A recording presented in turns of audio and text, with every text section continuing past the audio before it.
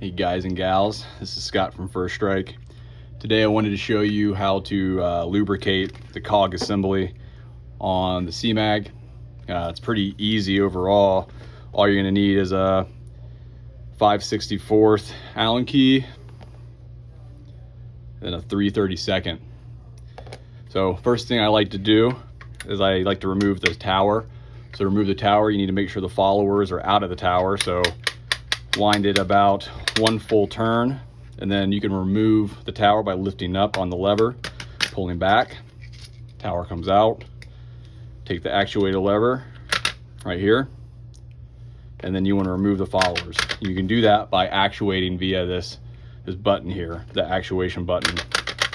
This button can also be used to clear out jams, like if you get a First Strike round or a gelatin round that gets stuck in there, you can use this to fully cycle the CMAG.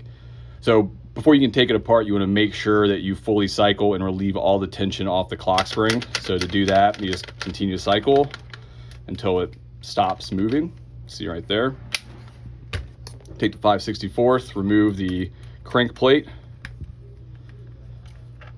Notice that the crank plate, the set screw sits in this flat right here. It's super important during the reassembly. Take the 3/32, remove the back plate.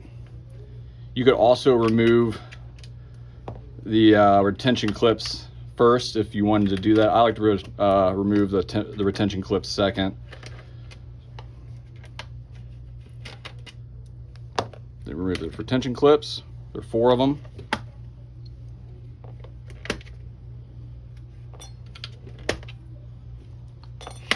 And then from there, remove the back plate. That's going to expose the cog assembly, which is right here, and that's the main lubrication point. So what I like to do first is take a Q-tip and remove the old grease.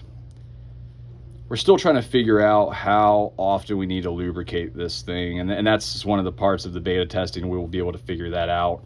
But it will take us some time. Right now I'm lubricating every 500 rounds, so pretty much once a day for most of you guys. But you can do it less or more. We'll figure that out here during the beta test. Make sure you don't lose the button here. So I'd like to use laceration grease, or I guess laceration ointment. Dow 111 works really well. So what you do is you take the grease and then you put it on each of the little teeth here. Not too much, because you don't want it to slip, but you want it to glide freely.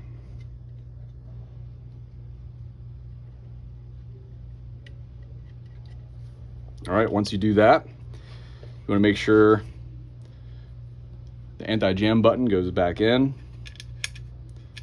You can kind of see it fits in a certain way. Kind of only one way you can really go in. Take the CMAG, drop it back in. Again, I like to do the retention plate first. Make sure the flat, see the flat right there? The set screw goes into the flat. 5/64, and there you want to make sure it's tightened. I think we're probably going to put blue Loctite on this. Next, put the screws back in the back. Hand tighten, do not over tighten this.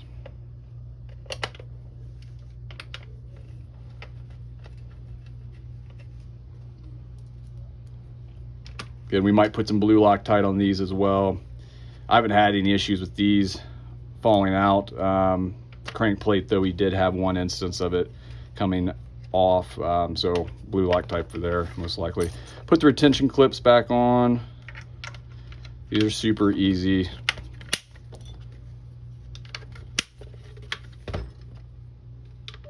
I like to put the pointy end away from where I'm going to be holding it so I don't stick myself. The next thing is really important. So before you put the followers back in, you want to preload the CMAG. So to do this, take the crank plate, do 5 full turns.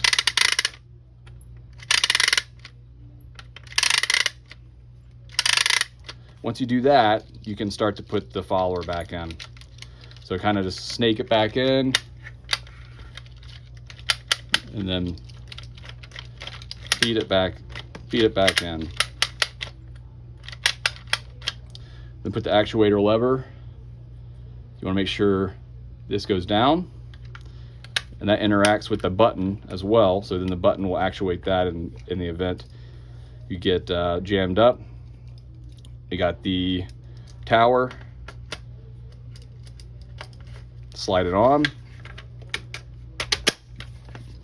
And there you go. You have lubricated a CMAG.